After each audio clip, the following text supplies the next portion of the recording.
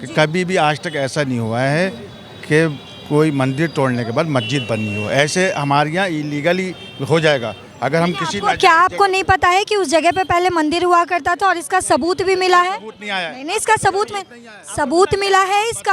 आज हिंदुओं के लिए मंदिर बनवाया, मेरे लिए मस्जिद बनवाएगा तभी तो हम उनको मानेंगे। मोदी कुछ हमारे इस्लाम में कोई भी दूसरा आदमी हमें मस्जिद बना के नहीं दे सकता।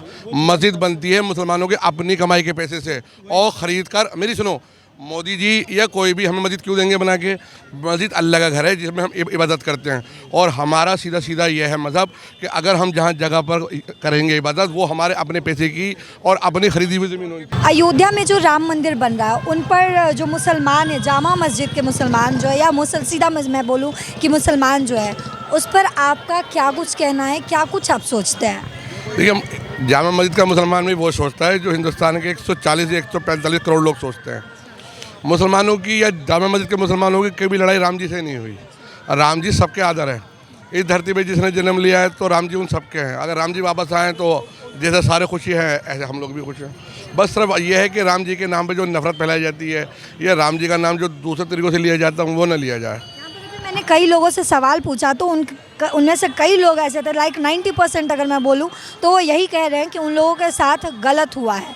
यानी कि बाबरी मस्जिद को तोड़कर और फिर जो राम मंदिर बनाया गया, ये मुसलमानों के साथ अन्याय किया जा रहा है। अभी जो सरकार है, मौजूदा सरकार है, वो मुसलमानों के साथ गलत कर रही है और उन पे जो है मतलब जो भी उनके हिसाब से ये कहना है कि मुसलमानों के लिए ये जो कानून है वो कुछ काम ही नहीं करती है। तो इस पर आप क्या कहेंगे? मैडम देखिए, जितने लोग दुनिया में है या जितने लोग यहाँ हैं सबकी अपनी राय अलग अलग है।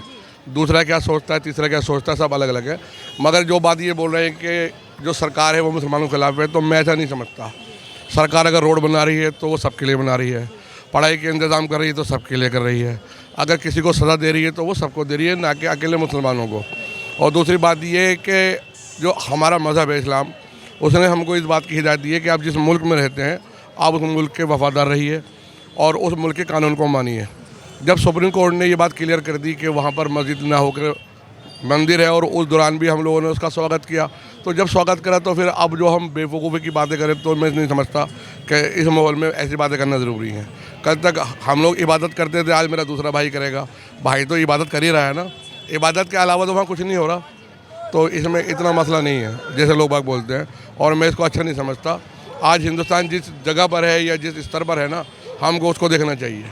बाकी मोदी जी से सिर्फ यही कहूँगा कि आप सबका साथ, सबका विकास, सबको साथ लेके चलें। पहले अब मैं आपका नाम जानना चाहूँगी और आप कहाँ से हैं ये भी जानना चाहूँगी। मेरा नाम शहजाद है, मैं जामा अमन कमेटी मेंबर हूँ। हम लोग यहाँ पर मैडम 47 से भी पुराने रहने वाले हैं, तो मुझे पता है कि आज हम कहाँ पर हैं। और मैं ये समझता हूँ कि हिंदुस्तान का मुसलमान और मुल्कों के मुकाबले यहाँ ज़्यादा बेहतर है।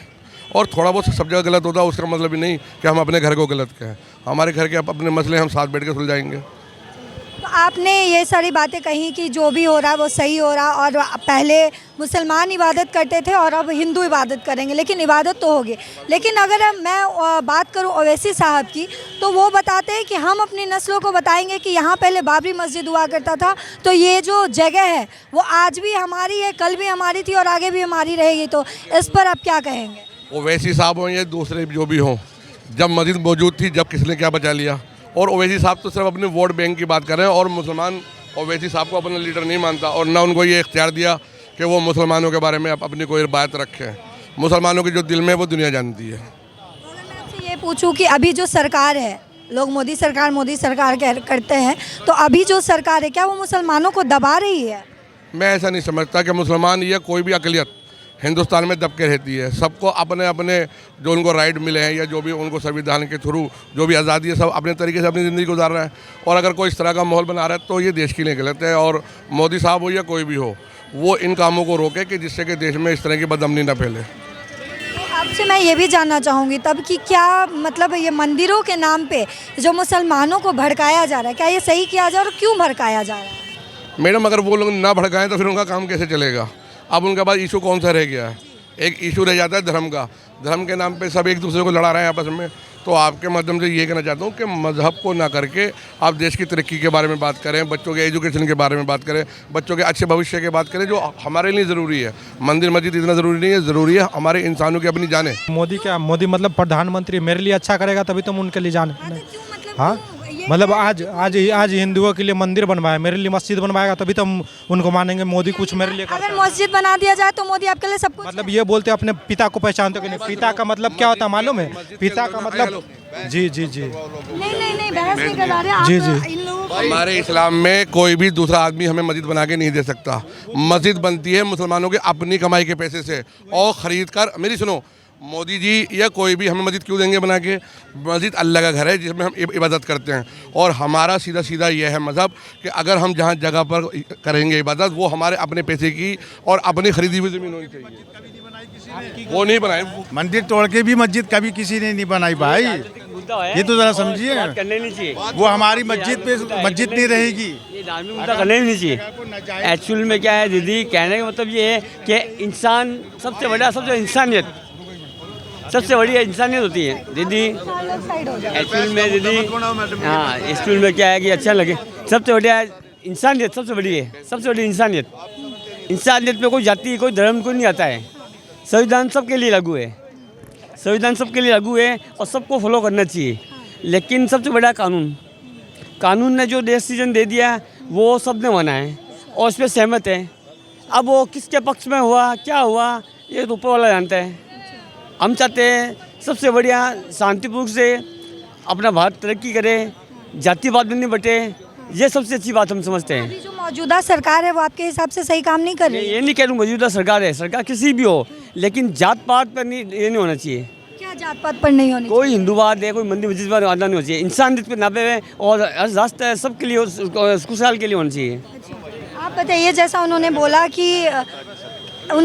ना कि नहीं, कि कभी भी आज तक ऐसा नहीं हुआ है कि कोई मंदिर तोड़ने के बाद मस्जिद बननी हो। ऐसे हमारे यहाँ इलीगली हो जाएगा अगर हम किसी क्या आपको नहीं पता है कि उस जगह पे पहले मंदिर हुआ करता था और इसका सबूत भी मिला है? सबूत नहीं आया। नहीं, इसका सबूत मिला है, इसका सबूत मिला है। कहाँ? नहीं ना सबूत अगर होगा तो इसका सबूत मिला है और इस डिसीजन को जो है सुप्रीम कोर्ट ने पास किया है। सुप्रीम कोर्ट ने पास किया है इस मस्जिद बनाना, वो नमाजी नहीं होगी फिर वहाँ पर, वो नमाजी खुदा कबूल ही नहीं करेगा। मीरा रोड और देश के अन्य हिस्सों में 22 जनवरी को राम शोभा यात्रा पर पत्थरबाजी की गई।